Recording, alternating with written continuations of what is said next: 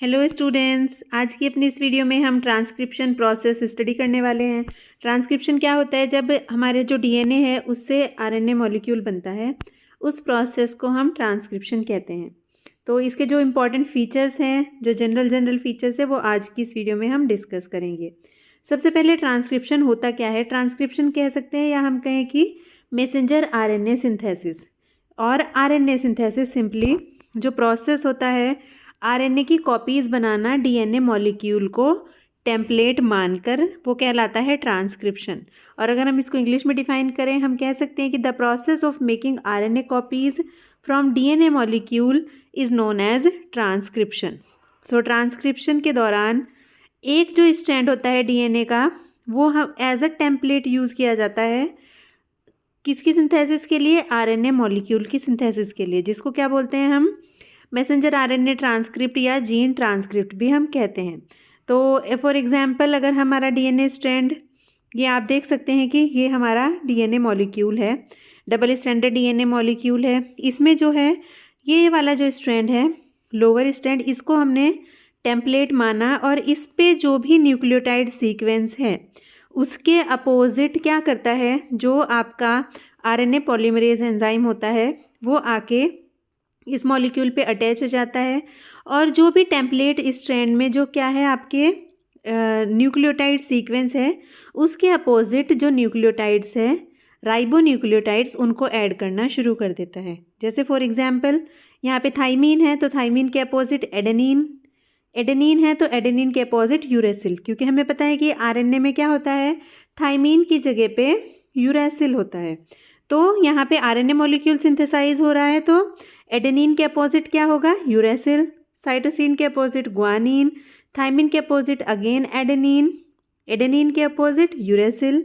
Because generally DNA में तो क्या होता है, एडेनिन के अपोजिट डबल बॉन्ड से थाइमीन जुड़ता है, बट क्योंकि आरएनए में थाइमीन नहीं होता है, थाइमीन की जगह पे क्या होता है, यूरेसिल होता है। तो जहाँ पे भी टेम्पलेट में एडेनिन होगा, उसके अपोजिट क्या जुड़ेगा आके? उसके अपोजिट यूरेसिल, जो आपका नाइट्रोजनस बेस है, वो आके अटैच होगा। मतलब कि वो न्यूक्लियोटाइड अटैच होगा जिस पे यूरेसिल नाइट्रोजनस बेस अटैच्ड है।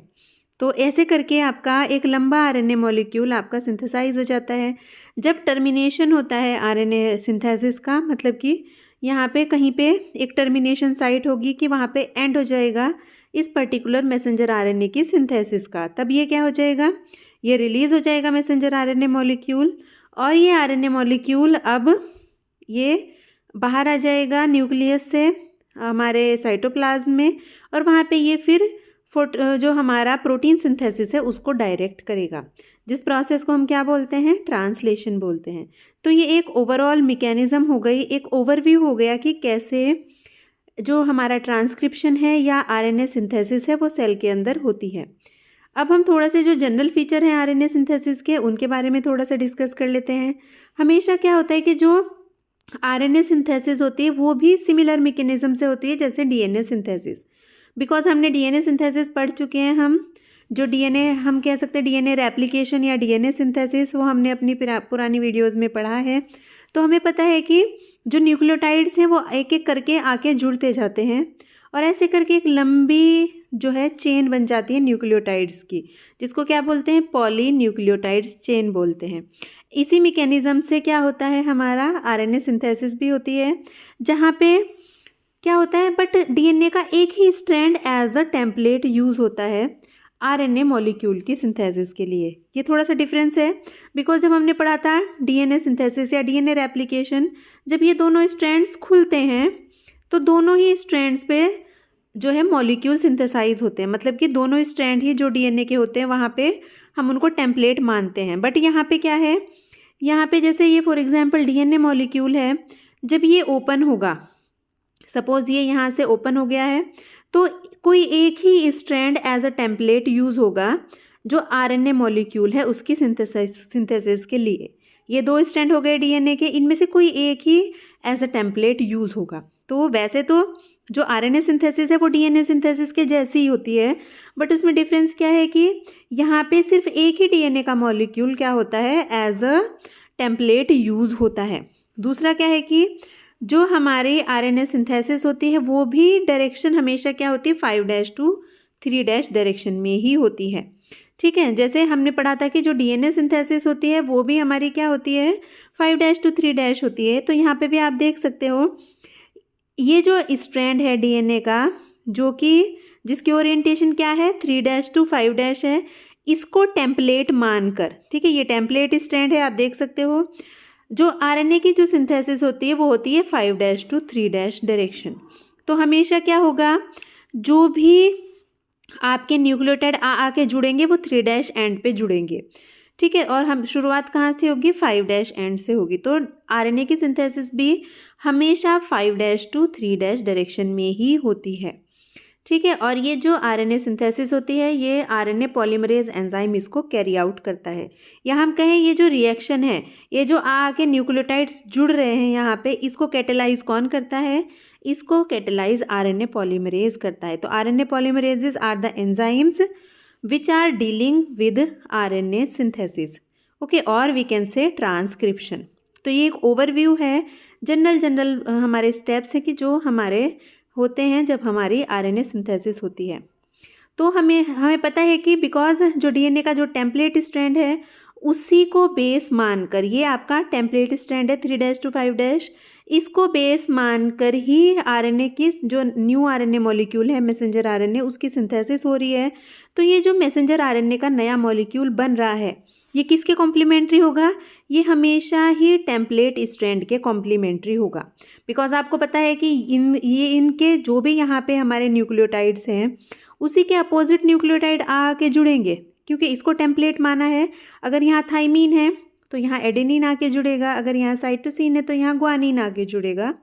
लाइकवाइज हमारे जो न्यूक्लियोटाइड्स हैं वो जुड़ते जाएंगे जब तक कि जो आरएनए पॉलीमरेज एंजाइम है, यहाँ देखो ये पिंक में शो किया गया है आरएनए पॉलीमरेज एंजाइम, जब तक कि इसको हमारे टेम्पलेट स्टैंड पे कोई ऐसी साइट ना मिल जाए जो कि टर्मिनेट कर दे, यानी कि ख़त्म कर दे, एंड कर दे रेप्लिकेशन के प्रोसेस को।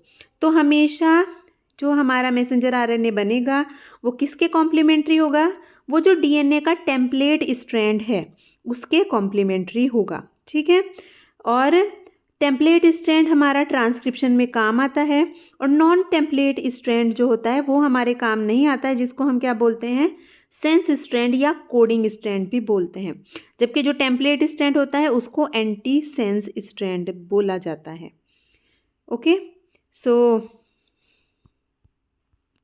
अब हम एक बार आरएनए पॉलीमरेज एंजाइम की बारे में पढ़ लेते हैं, because RNA polymerase enzyme main enzyme होते हैं जो हमारे कैरी आउट करते हैं इसको ट्रांसक्रिप्शन के प्रोसेस को।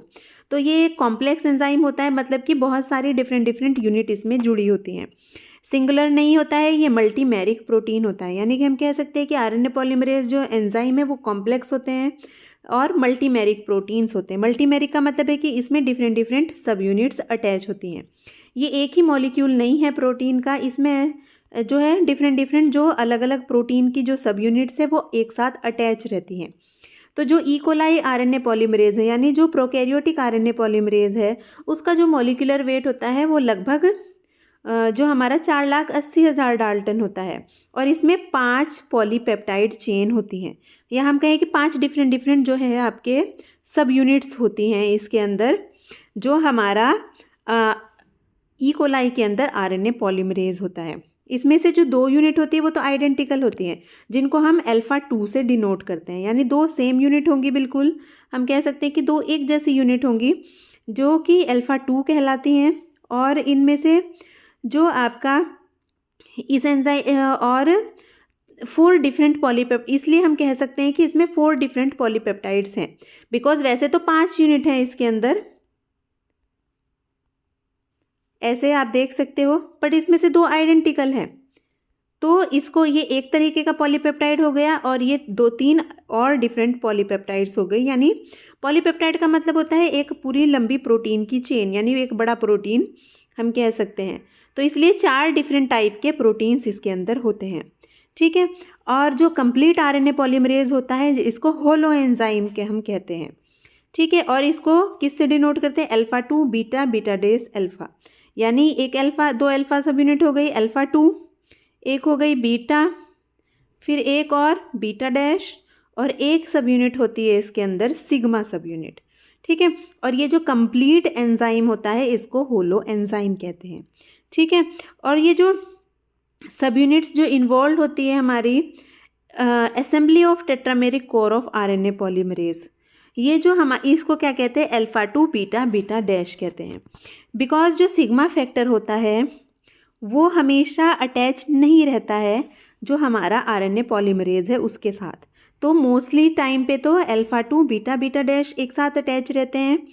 बाकी जो हमारा सिग्मा फैक्टर होता है वो हमारा रिलीज़ हो जाता है इनिशिएशन के बाद ही। ठीक है, यानी कि जैसे जब ट्रांसक्रिप्शन शुरू होगा उस समय पे तो पूरा होलो एंजाइम होगा, बट उसके बाद जैसे ही ट्रांसक्रिप्शन शुरू हो जाएगा सिग्मा फैक्टर रिलीज़ हो जाएगा, फिर क्या बचेगा, फिर आपके पास अल्फ़ा 2 बीटा बीटा डैश ही बचेगा, जिसको क्या बोलते हैं हम, कोर एंजाइम भी बोलते हैं। जो बीटा सब यूनिट होती है उसके अंदर एक्टिविटी होती है राइबोन्यूक्लियोसाइड ट्राइफॉस्फेट बाइंडिंग साइट। मतलब जो नए न्यूक्लियोटाइड्स आके जुड़ेंगे वो कहाँ पे जुड़ेंगे, वो बीटा सब यूनिट के साथ जुड़ेंगे। आप देख रहे हो यहाँ पे ये पूरा आरएनए पॉलीमरेज एंजाइम है, इसमें जो ये नए आके जुड़ रहे हैं नए न्यूक्लियोटाइड, जैसे यहाँ पे एडेनिन था तो इसके अपोजिट यूरेसिल आके जुड़ा, तो इसको कौन कैटेलाइज करता है, इसके लिए जो बाइंडिंग साइट होती है वो होती है हमारी बीटा, जो बीटा सब यूनिट होती है, या बीटा जो हमारा पार्ट्स है जो उसका आरएनए पॉलीमरेज का। जबकि जो बीटा सब यूनिट होती है वो डीएनए टेम्पलेट बाइंडिंग रीजन होता है उसके अंदर। ठीक है, यानी जैसे यहाँ पे जो हमारा डीएनए का टेम्पलेट स्ट्रैंड है इसके साथ कौन बाइंड करके रखता है आरएनए पॉलीमरेज को, वो हमारी जो बीटा डैश सब यूनिट है वो बाइंड करके रखती है। ठीक है, अब जो सिग्मा फैक्टर है वो हमारा सिर्फ जो ट्रांसक्रिप्शन का इनिशिएशन प्रोसेस है सिर्फ उसके साथ उसमें इन्वॉल्व रहता है, इसका इलोंगेशन में कोई हमारा रोल नहीं है। हम आगे पढ़ेंगे कि जो हमारा ट्रांसक्रिप्शन होता है वो 3 पार्ट में डिवाइड होता है। सबसे पहला पार्ट होता है इनिशिएशन, दूसरा होता है इलोंगेशन और तीसरा होता है टर्मिनेशन। तो हम सिर्फ जब तक इनिशिएशन हो रहा है आरएनए सिंथेसिस का, आरएनए सिंथेसिस शुरू हो रही है, तब तक हमारा सिग्मा फैक्टर अटैच रहता है, यानी होलो एंजाइम रहता है पूरा का पूरा। बट जब ये एक बार आरएनए सिंथेसिस शुरू हो गई तो उसके बाद सिग्मा फैक्टर रिलीज़ हो जाता है, और जो चेन का इलोंगेशन है वो सिर्फ कोर एंजाइम ही कैटेलाइज करता है। कोर एंजाइम में कौन आ जाता है, अल्फ़ा 2 बीटा बीटा डैश। तो इसका सिग्मा फैक्टर बस रिलीज़ हो जाता है, ये इनिशिएशन को ही फैसिलिटेट करता है। इनिशिएशन मतलब कि जब हमारा आरएनए सिंथेसिस शुरू हो रही है। और जो हमारा फंक्शन होता है सिग्मा फैक्टर का वो होता है कि ये रिकॉग्नाइज करता है और बाइंड कराता है आरएनए पॉलीमरेज को ट्रांसक्रिप्शन इनिशिएशन साइट जो है या प्रोमोटर साइट जो है डीएनए के ऊपर। तो हम सबको पता है कि जो हमारी आरएनए सिंथेसिस शुरू होती है वो ऐसे ही कहीं से भी शुरू नहीं हो जाती है।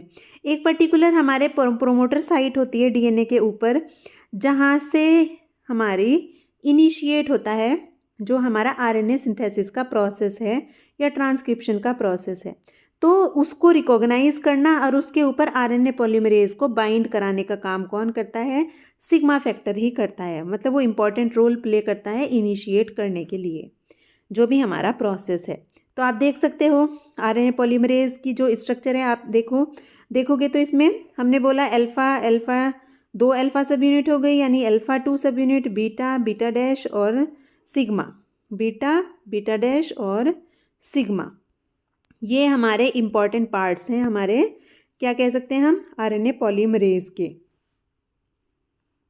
और आप देखोगे तो ये कोर एंजाइम है, कोर एंजाइम में अल्फा सिग्मा फैक्टर नहीं होता है, जबकि जो होलो एंजाइम है यानी कंप्लीट एंजाइम है उसमें सिग्मा फैक्टर भी होता है। तो कई बार कहीं किसी में आपको ये जो हमारी जो ओमेगा सब यूनिट है वो भी देखने को मिल सकती है, बट जनरली जो ई कोलाई का आरएनए पॉलीमरेज है उसमें आपको अल्फ़ा 2 बीटा बीटा डैश और सिग्मा फैक्टर ही देखने को मिलता है। तो आई होप ये क्लियर है आपको जो आपका जनरल प्रोसेस है और जो आरएनए पॉलीमरेज का काम कैसे होता है, मतलब आरएनए पॉलीमरेज काम कैसे करता है, ट्रांसक्रिप्शन के प्रोसेस को कैसे कैरी आउट करता है। नेक्स्ट वीडियो में हम जो कंप्लीट प्रोसेस है उसको डिटेल में डिस्कस करेंगे। Thank you so much.